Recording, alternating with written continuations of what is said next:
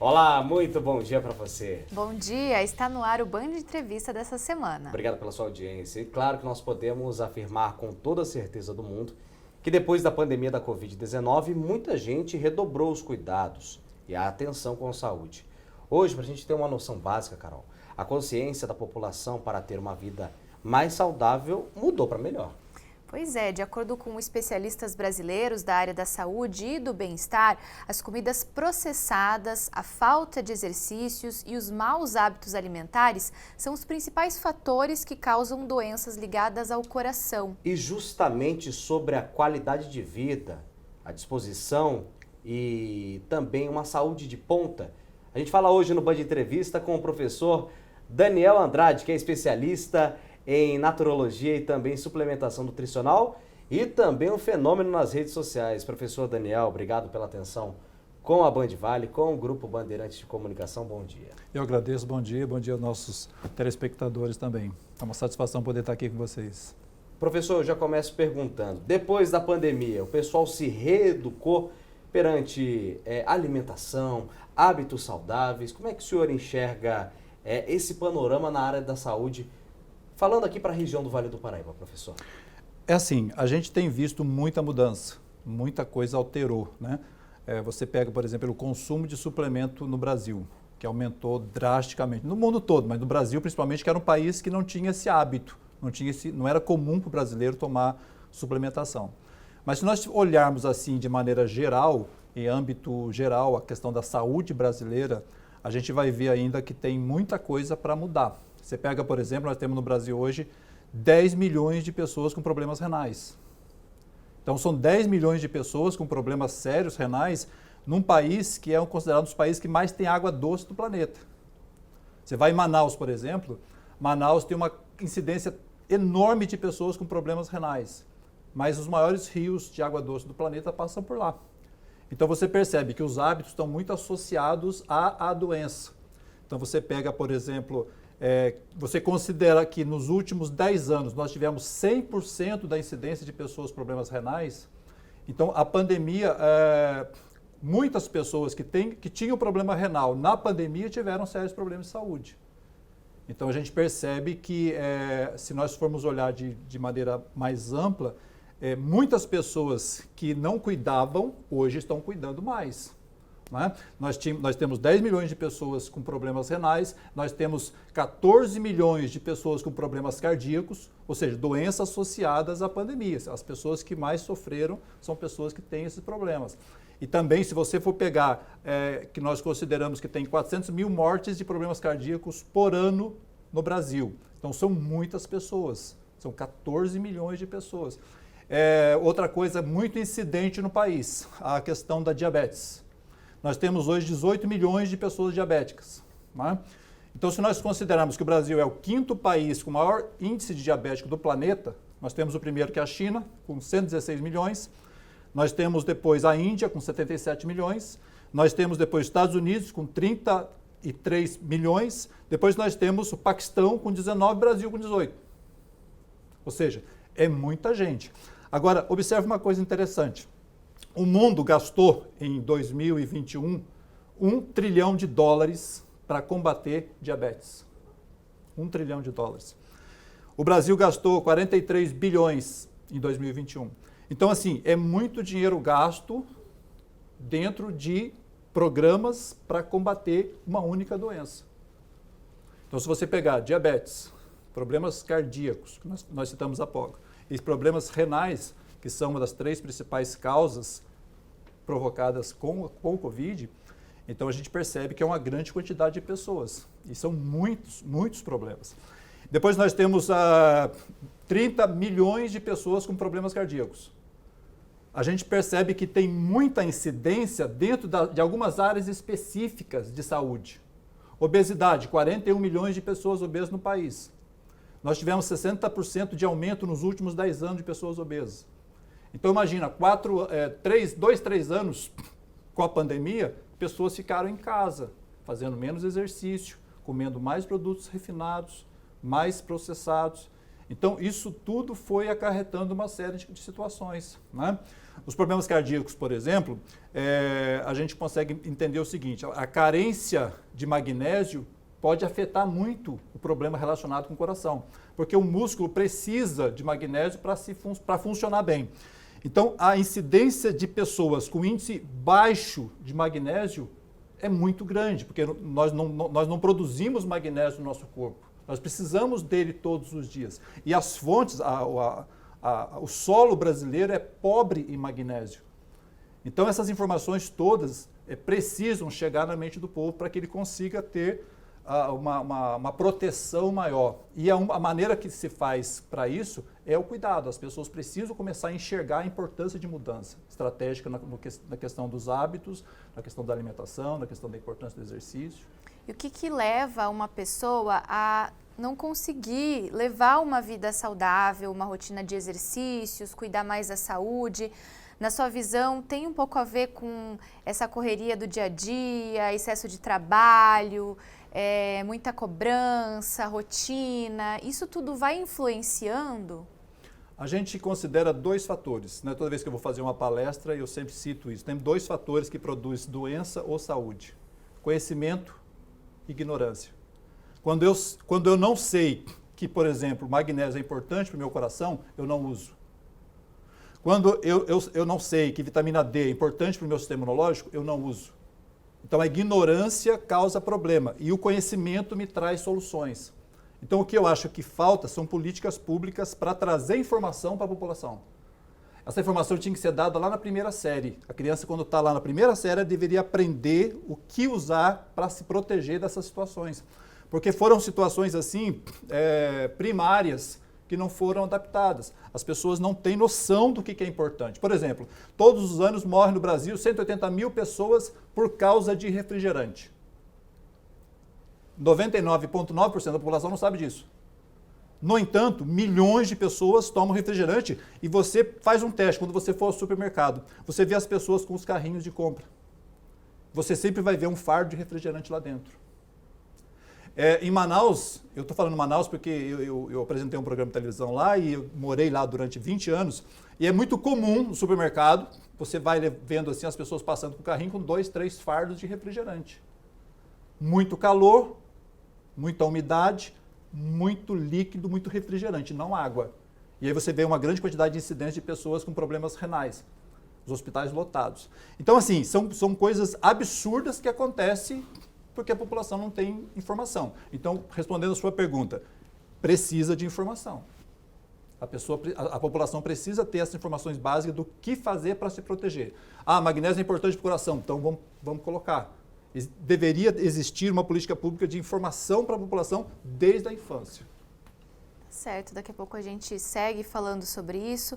Band Entrevista faz agora uma parada, a gente volta já já com mais bate-papo sobre alimentação saudável. Já voltamos.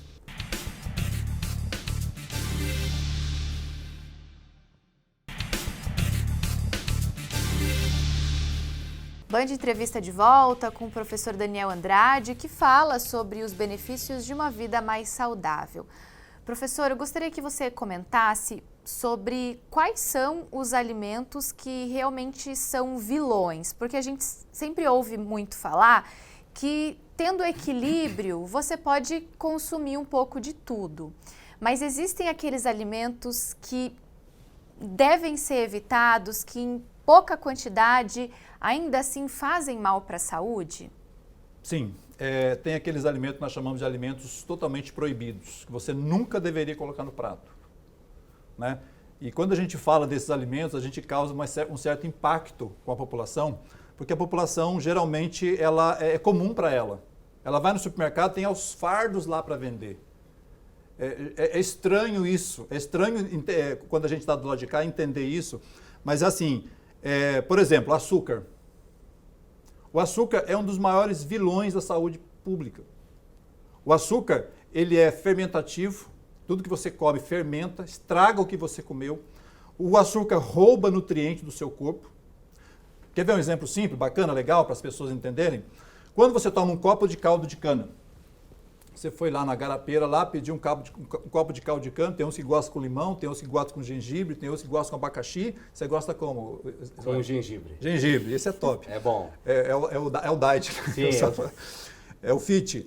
Aí quando você toma esse copo de caldo de cana, as pessoas não raciocinam, mas biologicamente falando, as pessoas têm que entender como é que funciona. A maioria das pessoas não sabem. E come um pastel junto também, né, professor? Isso, nós vamos chegar lá. Ele toma o copo de caldo de cana, esse caldo de cana tem sacarose, que é frutose, e tem na sua base natural, que a cana já trouxe, fósforo, iodo, potássio, ferro, cálcio, magnésio, enxofre, zinco, selênio. Os elementos químicos estão todos aqui porque eles são necessários para a metabolização lá dentro.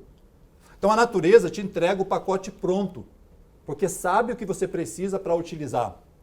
Ok? Então quando você toma, vou dar exemplo simples aqui, ó, você tomou o açúcar da cana de açúcar, tomou, caiu lá dentro. Quando cai lá dentro, o pessoal da produção lá dentro pega lá e recebe o açúcar, a sacarose.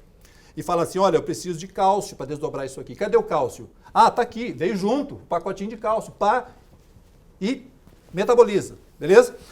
Acontece que as pessoas vão lá, pegam o copo de caldo de cana e transformam ele em açúcar. Você sabe como é que faz para transformar um copo de caldo de cana em açúcar? Ah, deve ser um processo bem complexo, eu imagino. Você faz um processo de apuração de tudo que está aqui. Você vai tirar todo o líquido daqui. E no final vai ficar uma composição sólida, que é o sacarose. Mas no processo industrial, se coloca soda cáustica, se coloca uma série de aditivos químicos. Sobra só o suprassumo, professor, é isso? Sobra só o açúcar. Os minerais têm que ser todos tirados, porque senão mela. E não Então dá para tudo guardar que bom açúcar. jogar fora e o que tem de ruim fica. Exato. Então, o que é doce, o que é açúcar, fica porque eu posso armazenar durante 10 anos e não estraga. Se eu colocar açúcar mascavo armazenado 10 anos, ele vai melar. Açúcar mascavo é o açúcar completo. Sim. Ok? Aí você pega esse açúcar, e eu quando falo açúcar, não precisa ser açúcar branco, pó não. Pode ser bala, doce, sorvete, refrigerante. Conhece essas coisas? Sim. Vocês costumam ver essas coisas vendendo por aí? Bala, doce, sorvete, chocolate, refrigerante. Você pega esse açúcar, porque é um tipo de açúcar, e joga para dentro. Quando chega lá dentro, o pessoal da metabolização, lembra que tem um time lá dentro trabalhando? O pessoal olha aqui e fala assim, opa, chegou o açúcar. E aí eles perguntam, cadê o cálcio? Cadê o ferro? Cadê o magnésio? Cadê o enxofre? Cadê o zinco? Cadê o selênio? Cadê as vitaminas do complexo B? Não veio. E aí o que ele faz? Ele fala assim, ó, então, infelizmente o câmera não veio, tem que esperar o câmera chegar, porque senão sem câmera não dá para gravar, não é assim? Sim. Sem cálcio não dá para desdobrar a sacarose. Se vira e vai buscar. Onde que ele busca? Em outros... Nos seus ossos e nos seus dentes. Ou seja, o açúcar começa roubando o seu cálcio. Começa a corroer outras partes do corpo, é isso? Exatamente, começa a roubar nutriente do seu corpo. Ok? Outro exemplo simples, vitamina D. Vitamina D é importantíssima para o sistema imunológico. Como é que se toma vitamina D? Você pode tomar tomando sol todos os dias, geralmente as pessoas não têm tempo, você falou hoje, né? Você trabalha demais. E pode tomar as doses diárias de suplementação. Quando você toma suplementação, você tem dois problemas com a vitamina D. Primeiro, 80% dela é absorvida no intestino, 20% é absorvida no fígado. Aí você tem a pessoa, uma população que 90% com problemas intestinais, com microbiota ruim. Por quê? Por que microbiota ruim, Daniel? O que é uma microbiota ruim? É um intestino todo inflamado.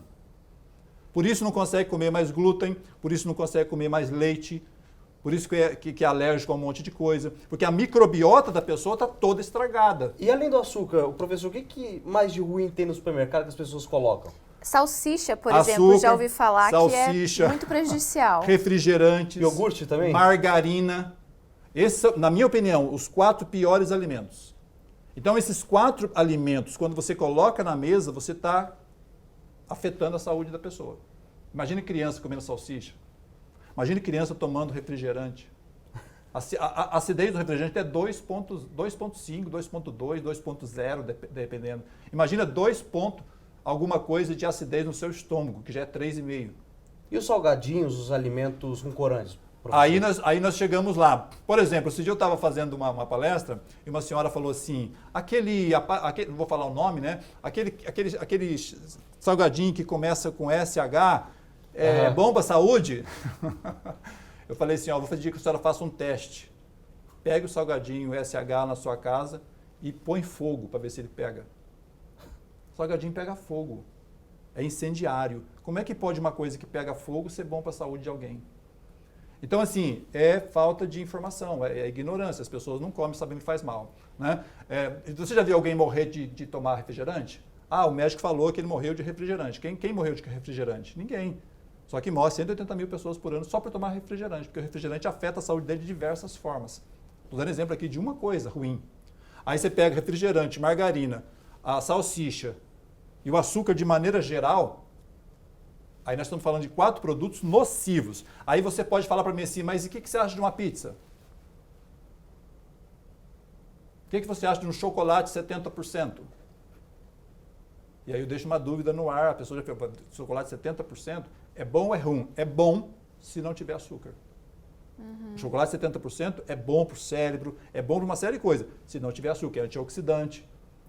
Mas as pessoas não sabem diferenciar, e se você pegar 2 barras de chocolate e der na mão de uma criança, uma barra de chocolate 70% de cacau e uma barra de chocolate ao leite, ele não consegue comer essa, ele só come essa. Por conta do gosto. Vicia, né? O açúcar vicia. Viciante, altamente viciante. Vicia mais do que cocaína.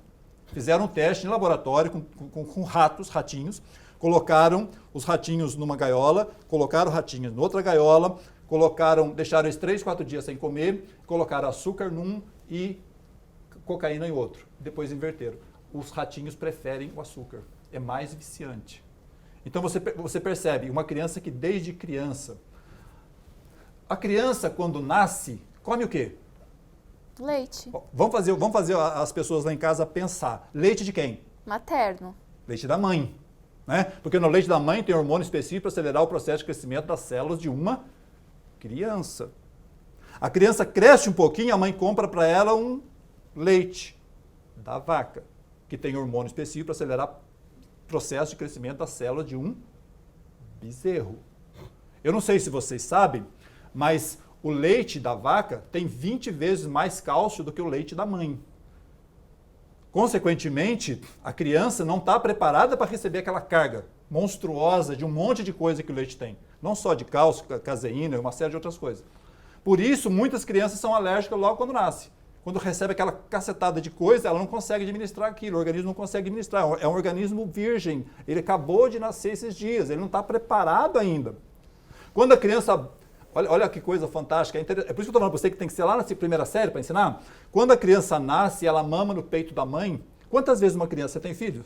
Não. Quantas vezes uma criança mama por dia? Mas... Um monte de vezes. Por que ela mama um monte de vezes?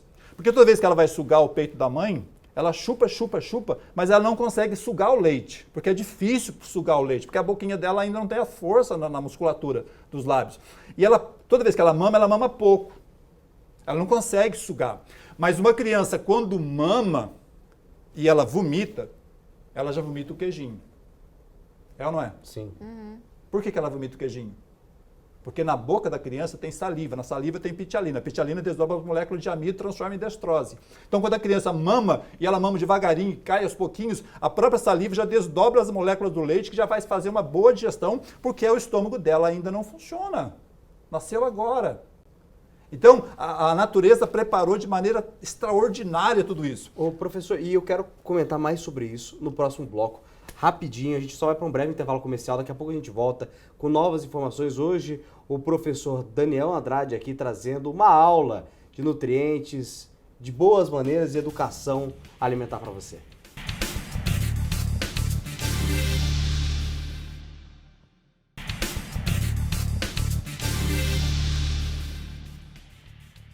Estamos de volta com o Band Entrevista de hoje, que recebe o professor Daniel Andrade, especialista em qualidade de vida. Professor, o senhor estava dizendo sobre os nutrientes na fase da criança. O senhor deu uma explicação muito bacana, muito importante. Queria que o senhor complementasse, por favor. A criança, então, nasce, mama o leite da mãe, que tem os nutrientes essenciais para a criança. Logo em seguida, por diversos motivos, a mãe pensa assim, vou comprar uma mamadeira bonita para ela, lá da Turma da Mônica. Antigamente o pessoal comprava da Turma da Mônica. De vidro, chique, bonita, e ela coloca dentro da mamadeira leite de vaca, que não tem nada a ver com a criança. E aí, para complementar o leite, ela coloca açúcar. Vocês sabiam que açúcar e álcool é a mesma coisa? Sim. O mesmo vício que o álcool faz, o açúcar também faz. A mesma quantidade de glicose, só que o álcool está mais concentrado, tem também no açúcar. E aí a mãe coloca, eu até ilustro lá na minha palestra, né? A mãe enche lá a mamadeira de leite com açúcar, chacoalha bem para fermentar bem, porque vai fermentar, açúcar e leite fermenta, não tem jeito de não fermentar, e soca na goela da criança. A criança não consegue sugar, porque o bico da mamadeira é muito pequenininho. Eu quero que vocês façam o teste, você que está em casa, vai lá, pega uma mamadeira nova e olha o tamanho do buraco do bico. Todas as mães, praticamente, 90% das mães, praticamente, chega lá, pega uma tesoura e tora o bico da mamadeira e coloca na goela do menino lá. E o menino agora só tem duas opções, ou mama ou morre afogado, tanto tomar leite. Só que aquela quantidade excessiva de leite não consegue ser desdobrada e a criança engole aquilo. Rapidinho o intestino dele prende, rapidinho ele fica alérgico, rapidinho ele começa a ter problema para dormir. E quando ele acostumar, se ele acostumar, rapidinho ele vai começar a ficar viciado em coisas doces. E quando você preparar uma salada de cenoura, beterraba, alface ou qualquer coisa, ele não vai querer. Ele vai recusar. Outro dia eu fiz um teste, eu peguei um achocolatado, e eu observei uma coisa interessante. Eu peguei um achocolatado, também não vou falar a marca, mas praticamente são todos iguais, e eu peguei o número de atendimento ao consumidor e liguei para lá. Falei, quero falar com uma nutricionista responsável pelo chocolatado. Eu falei assim, por que vocês colocam tanto açúcar no chocolatado? Aí ela falou, não, isso aí é feito pesquisa. A gente coloca a quantidade de açúcar baseado nas pesquisas que são feitas. Eu falei, como é que é o critério da pesquisa? É assim, a gente traz grupo de 50 em 50 crianças, coloca numa sala, preparamos as doses do achocolatado, um com cada quantidade de açúcar, e a gente oferece, o qual elas adaptam, a gente coloca no mercado. É um Quer dizer, teste... Eu vou ensinar, eu vou pegar, colocar um monte de cachorro na sala e falar, tá, aqui tem a linguiça e aqui tem... Vamos ver o que ele vai querer. É lógico que ele vai querer a linguiça, porque está viciado em açúcar. Então a concentração de açúcar, e uma coisa importante também para as pessoas que estão em casa, quando você compra qualquer produto, tem uma tabela nutricional, não tem? Uhum. Abaixo ou do lado da tabela nutricional do produto, tem os ingredientes.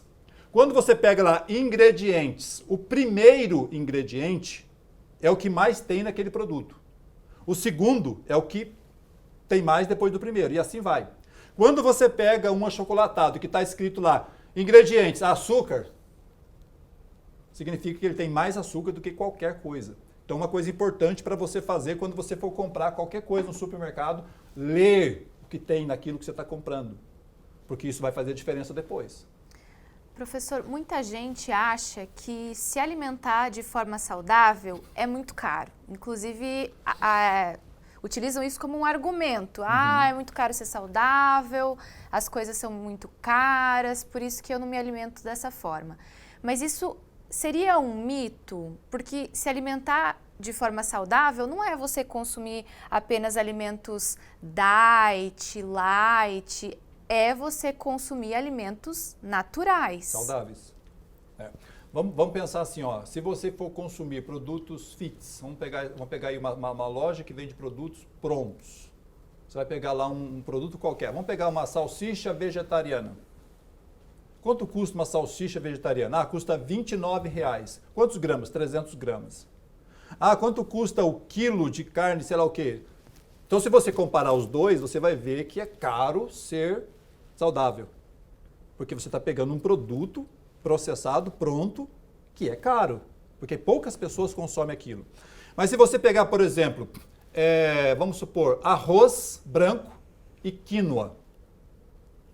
São dois elementos que podem ser usados como fontes de vitaminas e minerais, só que o arroz branco não tem mais nada. O arroz branco só tem amido. O arroz tem 3 partes, farelo, germe e amido, assim como o trigo, farelo, germe e amido. Quando você tira a fibra, fica só o amido. A fibra e os minerais saem e a parte branca, que é a parte que é só amido, fica. Então, quando você come aquilo, você não tem mais os nutrientes. Mas por que a natureza fez o grão com as 3 partes? Porque você precisa da fibra. Por que precisa da fibra? Porque a fibra é necessária quando você come qualquer tipo de açúcar e, para quem não está pensando nesse formato, todo tipo de amido vira açúcar. Quando cai no seu organismo, ele vira açúcar. Né? Monossacarídeo ou disacarídeo, não importa, mas ele vai virar um açúcar lá dentro. Por isso que pessoas diabéticas podem comer 2 colheres, 3 colheres de arroz, que vai demorar um pouco mais para processar, mas não pode comer uma colher de mel, por exemplo, que vai direto para o sangue dele quando ele bota na boca. Então são tipos diferentes.